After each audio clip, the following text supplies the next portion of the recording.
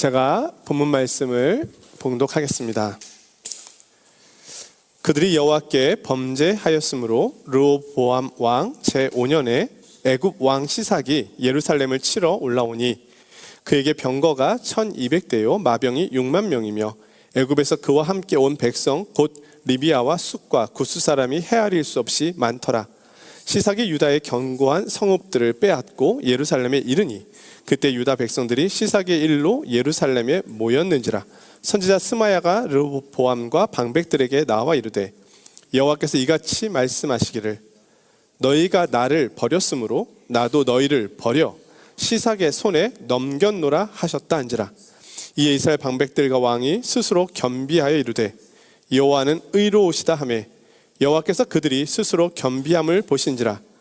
여호와의 말씀이 스마야에게 임하여 이르시되 그들이 스스로 겸비하였으니 내가 멸하지 아니하고 저희를 조금 구원하여 나의 노를 시삭의 손을 통하여 예루살렘에 쏟지 아니하리라. 그러나 그들이 시삭의 종이 되어 나를 섬기는 것과 세상 나라들을 섬기는 것이 어떠한지 알게 되리라 하셨더라. 아멘.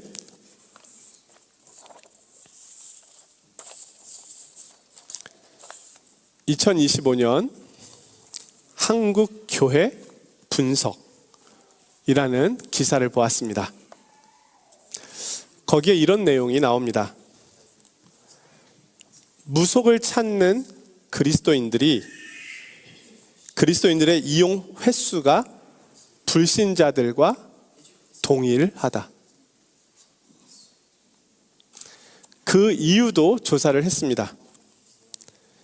그리스도인이 점을 보거나 무당을 찾는 등 무속으로 향하는 이유는 그곳에서는 바로 답을 주기 때문이다. 바쁜 현대사회에서 기다림은 너무 힘듭니다. 더군다나 한국 사회에서는 기도 응답도 빨리 와야 됩니다. 하나님께서 답을 빨리 주시지 않는 이유는 답보다 중요한 것이 있기 때문일 겁니다. 그것은 답을 찾아가는 과정도 중요하기 때문입니다. 한 신학자가 말합니다. 하나님께서 숨어 계시는 이유는 홀로 계시기 위함이 아니다. 오히려 그분은 우리가 믿음과 인내로 자신을 찾기를 원하신다. 오늘날 우리는 여러 가지 이유로 인하여 그리스도인의 정체성을 잃어버리고 살아가고 있습니다. 오늘 본문의 말씀도 하나님의 백성인 이스라엘 자신들이 정체성을 잃어버린 모습을 보여줍니다. 그들이 이방인과 다르지 않은 모습으로 살고 있습니다. 하나님께서는 그들을 책망하시고 다시 회복하기 위한 일을 행하십니다. 오늘 말씀을 통해서 하나님의 백성의 정체성을 다시금 살피며 우리를 인도하시는 하나님의 신실하심에 대하여 귀를 기울여 보기를 원합니다. 자, 솔로몬 왕 이후에 왕이 된 르호보암 왕이 견고한 나라를 갖고 있었습니다. 그러나 세력이 강해지자 르호보암 왕은 여호와의 율법을 버렸습니다. 그리고 백성들도 이것을 따라갔습니다. 여호와의 율법을 버린다는 것은 단지 그들이 하나님의 법을 어기는 죄를 범했다는 것을 의미하는 것이 아닙니다. 하나님께서 주신 그 가나안 땅에서 자신들이 왜 살아야 하는지에 대한 하나님의 부르심과 정체성을 잃어버렸다는 의미입니다. 하나님께서 이스라엘을 왜 애굽에서 구원하여 가나안 땅에 살게 하셨을까요? 하나님께서 그들을 향한 목적을 갖고 계셨습니다. 그들의 출애굽은 하나님께서 그들을 자신의 백성으로 삼으시고 자신의 소유로 삼으셔서 그들을 다스리기 위함이었습니다. 하나님께서는 오래전 아브라함을 통하여 그의 후손을 통해 의와 공도의 나라를 만드시겠다고 약속하셨습니다. 하나님께서는 그 약속을 따라 이스라엘을 가나안으로 인도하셨습니다. 가나안에 도착한 이들은 이제 하나님의 백성으로서 하나님의 말씀을 따라 살아가면 됩니다. 그런데 그들이 율법을 떠났습니다. 그것은 출애굽의 목적을 부정하는 것입니다. 그들이 하나님께서 원하시고 꿈꾸시는 그 나라의 백성으로 더 이상 살지 않겠다고 다짐한 것입니다. 하나님께서는 그들을 교훈하셔야만 했습니다. 하나님께서는 그들을 돌이키셔야만 했고 그들 자신이 누구인지 알려주셔야 했습니다. 그 방법이 전쟁이었습니다. 애굽 왕 시삭이 예루살렘을 치러 올라왔습니다. 출애굽을 한 이스라엘 백성들이 애굽 왕의 공격을 받은 것은 르호보암 왕 때가 처음입니다. 약 500년 만에 애굽으로부터 이스라엘이 공격을 받은 겁니다. 저는 이 사실에 주목해 보았습니다. 이스라엘 백성들이 애굽으로부터 공격을 받았다고 할 때 그들이 먼저 무엇을 떠올렸을까요? 500년 전 애굽에서 종살이를 하다가 홍해에서 애굽을 물리치고 탈출했던 이스라엘입니다. 그 긴 시간 동안 이스라엘은 애굽으로부터 벗어나서 이전에 누리지 못했던 자유를 누리고 있었습니다. 그런데 500년 만에 애굽이 이스라엘을 쳐들어옵니다. 그리고 그들이 다시 애굽을 섬기게 됩니다. 마치 출애굽 이전으로 돌아간 듯 보입니다.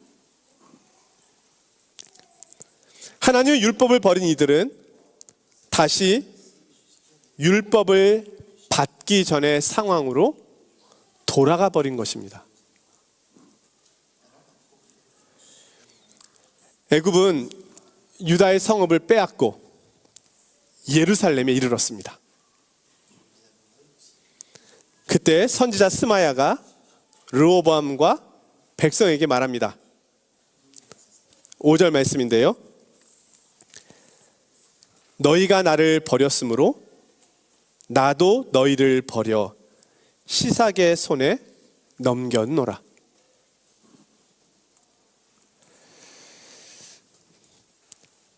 자, 먼저 오늘 말씀은 우리가 하나님을 섬기지 않으면 세상을 섬기게 된다는 것을 보여주고 있습니다. 이스라엘이 하나님을 떠났습니다. 그러면 이스라엘은 자유로워질까요? 하나님을 떠나 자신들 마음대로 살아갈 수 있을까요? 그렇지 않습니다. 하나님을 떠나자 그들은 애굽의 지배를 받게 되었습니다. 이스라엘이 지금까지 누렸던 가나안에서 누렸던 자유는 그들의 힘과 군사력과 통치력 때문이 아니었습니다. 하나님께서 그들을 지키시고 보호하셨기 때문이었습니다. 르호보암은 할아버지 다윗과 아버지 솔로몬을 거쳐 이스라엘의 번영과 평화 시기를 보냈습니다. 그러나 그것이 하나님께로부터 온 것임을 알지 못하였습니다. 자신들의 노력과 수고로 만들어낸 평화라고 생각했습니다. 하나님께서 그들을 다스리시고 지키시고 보존하고 계셨는데 그것을 잊어버린 것입니다. 하나님의 손이 떠나자 그들 주변에서 기다리고 있던 나라들이 덤벼들었습니다. 애굽이 쳐들어왔고 그들은 이전에 애굽에서 살던 백성들처럼 되어버렸습니다.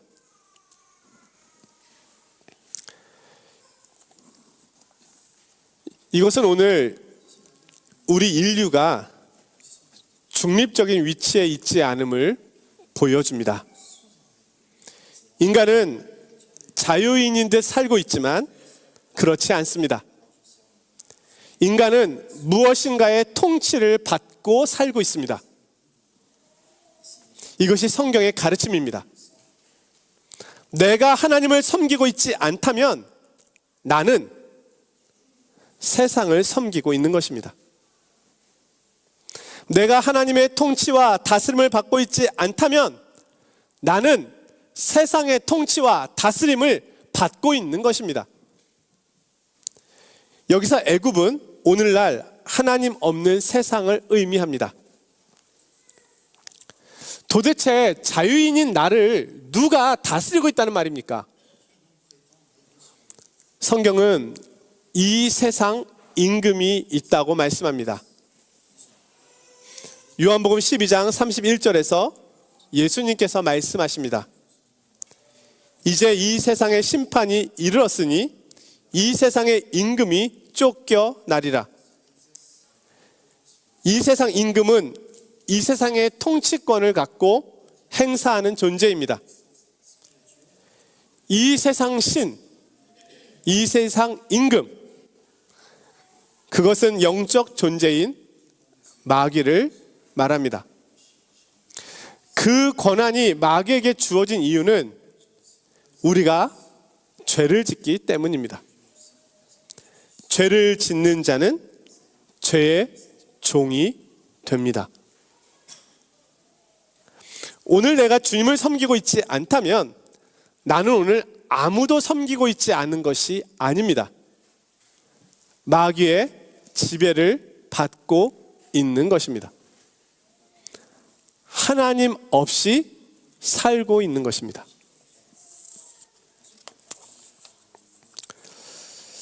두 번째로 오늘 말씀은 애굽의 통치를 받음으로 인하여 다시 수고하고 무거운 짐을 지게 됨을 보여주고 있습니다. 자, 이전에 이스라엘 백성들은 애굽에서 힘든 노동으로 인하여 하늘을 향하여 탄식하며 구원을 외쳤던 이들이었습니다. 그런데 그 일이 다시 시작됩니다. 그들은 곤고하고 형제를 돌아볼 여유도 없었습니다. 그리고 무엇보다도 하나님을 섬길 자유를 빼앗겼습니다. 이스라엘은 애굽에서 하나님을 예배할 자유를 달라고 외쳤습니다. 그러나 파라오가 허락하지 않았습니다.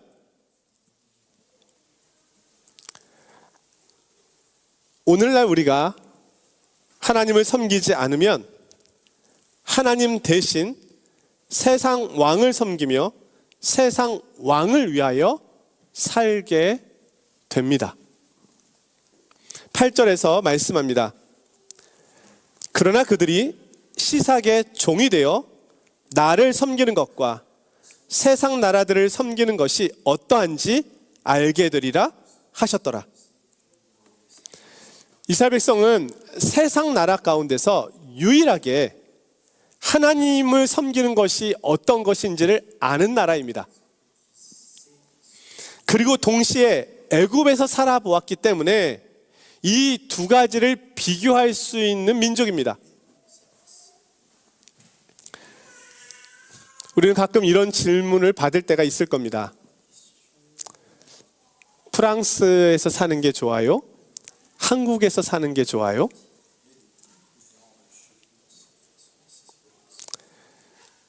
성도님들은 어떻게 대답하시나요? 둘 다 좋아요? 둘 다 힘들어요? 아니면 각각 다 장단점은 있지요. 뭐 이외에도 다른 답변이 있을지 모르겠습니다. 하나님께서는 이스라엘에게 묻고 계십니다. 이스라엘아, 하나님을 섬기는 것이 좋으냐? 아니면 애굽 왕을 섬기는 것이 좋으냐? 이스라엘이 각각 장단점이 있지요. 이렇게 대답할 수 있을까요? 그럴 수 없습니다. 하나님을 섬기는 것이 가장 좋은 길이고 또한 그것은 하나님의 명령이기도 합니다. 이스라엘은 하나님을 섬기는 것이 피곤하고 힘들다고 여겼습니다. 율법 없는 백성처럼 편안하게 살고 싶다고 생각했습니다. 그래서 하나님께서는 애굽 왕을 보내십니다. 그리고 그들로 하여금 애굽 왕을 섬기게 하십니다. 애굽 왕을 섬기는 것은 쉬울까요?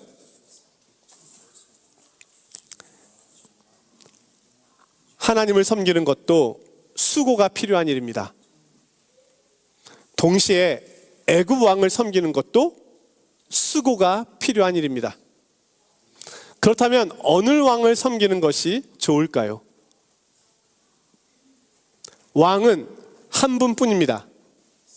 우리는 두 왕을 섬길 수 없습니다. 선택해야 합니다.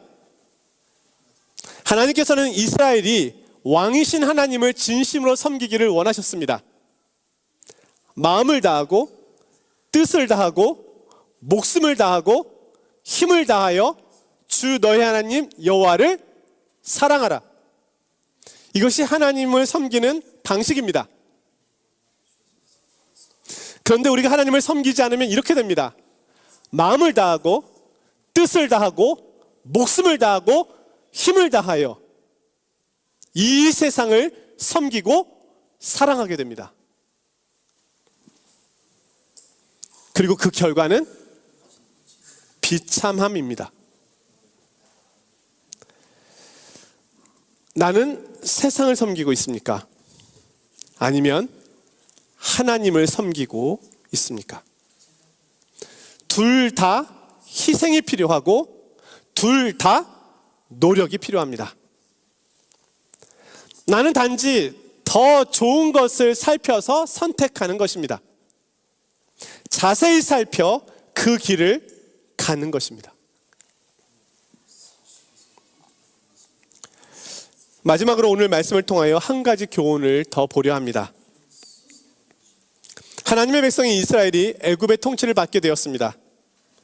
그들이 누렸던 자유를 다 빼앗기고 마치 출애굽 이전의 백성처럼 되어 버렸습니다. 그렇다면 이제 이스라엘은 하나님의 백성이 아닌 것일까요? 그렇지 않습니다. 이스라엘이 지금 애굽의 지배를 받고 있는 것은 오히려 그들이 하나님의 백성이기 때문입니다. 하나님께서 그들을 애굽을 통하여 징계하고 계신 겁니다. 그들이 애굽의 지배를 받고 있다고 해서 그들이 다시 애굽으로 돌아가지는 않습니다. 단지 애굽이 그들을 추적해 온 것입니다. 그럼으로써 이스라엘 백성들이 애굽의 지배를 받아 애굽의 백성인 것처럼 살게 합니다. 하나님의 백성이 아닌 것처럼 살아가게 합니다. 애굽을 섬기게 됩니다. 이 말씀은 오늘 우리에게 적용해 볼 수 있습니다. 우리는 그리스도인을 향해서 영적 출애굽을 한 사람이라고 말합니다. 우리는 죄와 사망의 권세자인 마귀에게서 나와 예수 그리스도의 나라로 옮겨졌습니다. 하나님의 백성, 하나님의 소유가 되었습니다. 우리는 구원받았습니다. 그런 우리가 다시 영적 애굽인 하나님 없는 세상으로 돌아갈 수는 없습니다. 그것은 불가능합니다. 그러나 애굽은 우리를 쫓아옵니다. 우리를 추적합니다. 그래서 우리가 하나님의 백성이 아닌 애굽 백성처럼 살아가도록 합니다. 마음을 다하고 뜻을 다하고 목숨을 다하고 힘을 다하여 애굽을 섬기고 사랑하도록 합니다. 그러나 우리의 신분과 위치는 변하지 않았습니다. 우리는 여전히 하나님의 백성입니다. 하나님께서는 우리의 손을 놓지 않으십니다. 그리스도인도 죄를 짓고 넘어질 수 있습니다. 애굽 백성인 것처럼 일시적으로 살아갈 수 있습니다. 그러나 하나님의 회복이 있습니다. 오늘 본문 7절 말씀인데요.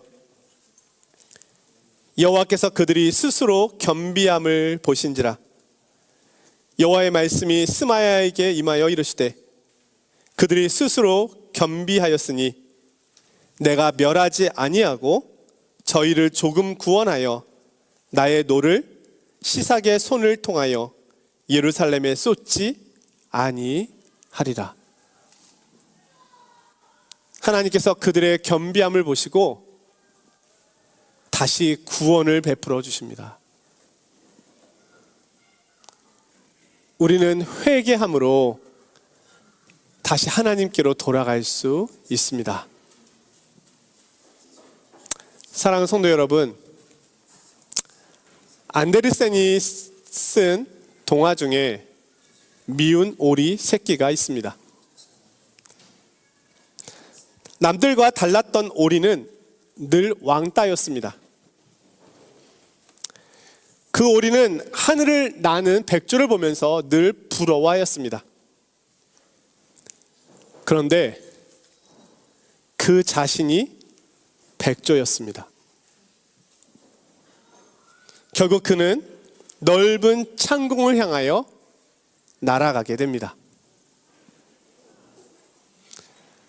그리스도인은 누구입니까? 영적 출애굽을 한 하나님의 백성입니다.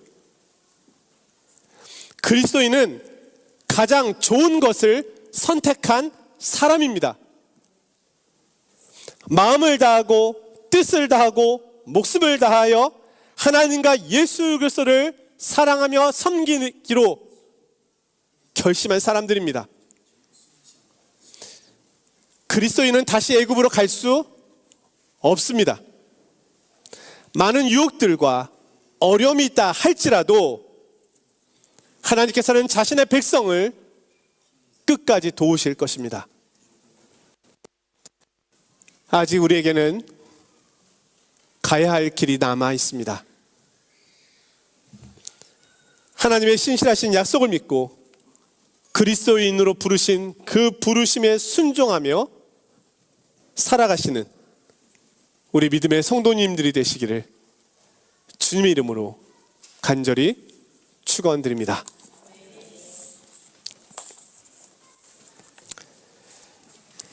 거룩하신 하나님, 저희들에게 가장 좋은 것이 무엇인지 보여주시고 알게 하시니 감사합니다. 더 이상 애굽을 위해 수고하지 말게 하시고 주님을 위해 수고하게 하옵소서. 저희들을 붙들어 주시는 예수 그리스도의 이름으로 기도드리옵나이다. 아멘.